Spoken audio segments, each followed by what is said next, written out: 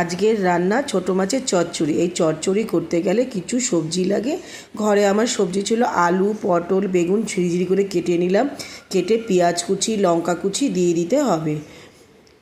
তারপরে ছোটো মাছগুলো দিয়ে দেবো। দিয়ে নুন, হলুদ,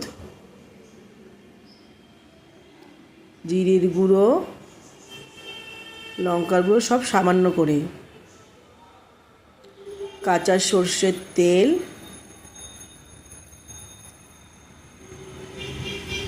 দিয়ে ভালো করে এটা নেড়ে চেড়ে কড়াইতে মাখতে হবে। খুব ভালো করে মাখতে হবে।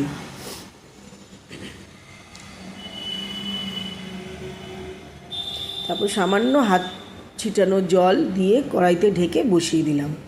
ব্যাস, এবার কিছুক্ষণ হোক। এবার একটু নামিয়ে ঢাকনাটা একটু উল্টো পাল্টা করে দিতে হবে। তারপরেই হয়ে গেল। এবার ধনেপাতা কুচো দিয়ে এটা নামিয়ে